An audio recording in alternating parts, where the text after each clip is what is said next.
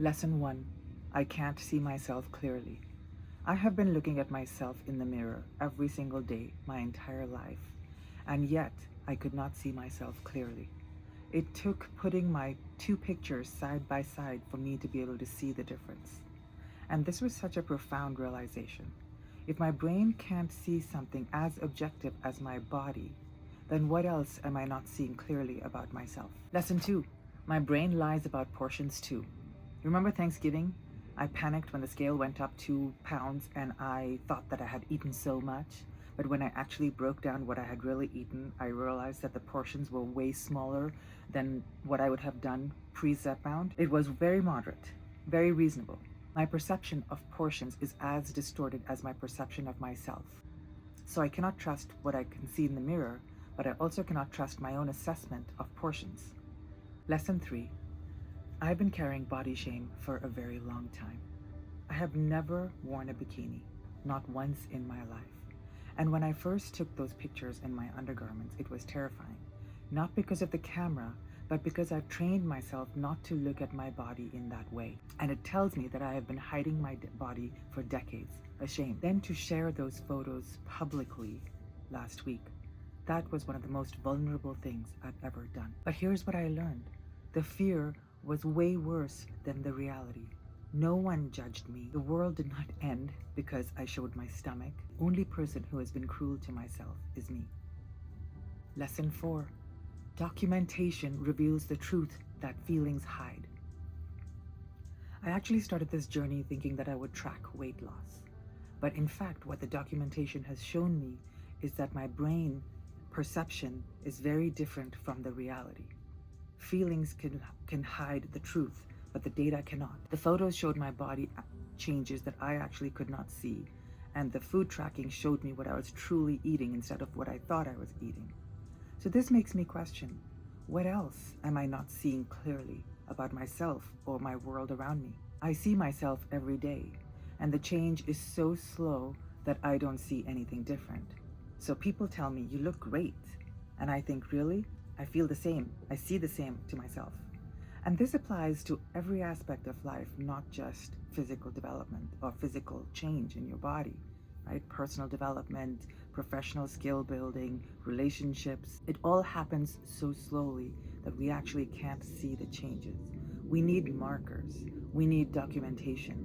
We need perspective. Lesson 6. Vulnerability is scary and necessary. Sharing those before and after pictures of myself was scary. Admitting that I had never been in a bikini before was scary. Talking about body dysmorphia and self-perception was terrifying. But doing it connected me to other people who feel the same way. And I realized the things that I was most ashamed of are often the most universal human experiences. Hiding them kept me isolated. Sharing them gave me community. Lesson 7. The medication is a tool, but the work is internal. Zepbound is helping with the appetite. It's helping with the portions, but it's not helping with the conversation that I have to have with myself about how I see myself. That work is internal.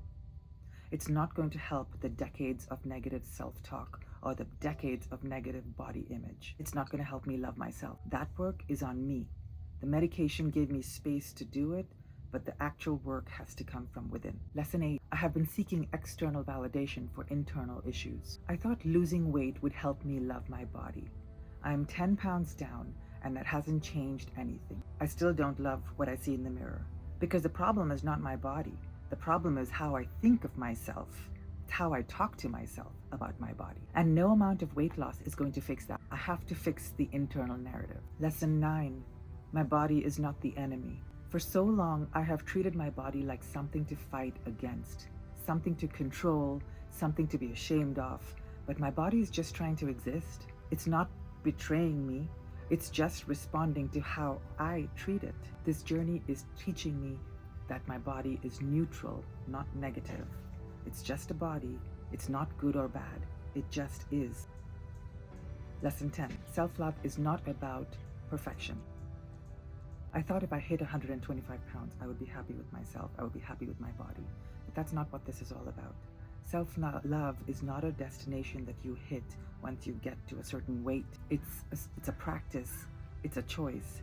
It's the way you show up for yourself every single day. And it's your decision to be kind to yourself even when you don't feel like you deserve it.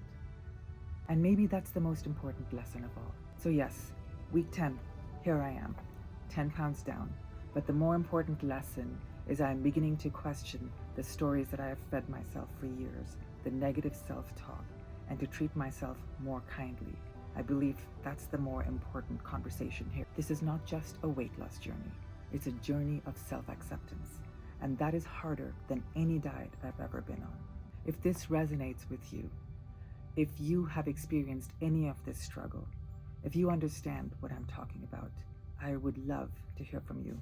Please leave a comment so that I know I'm not alone. And that's the Unfiltered Truth this week. I'll see you next week.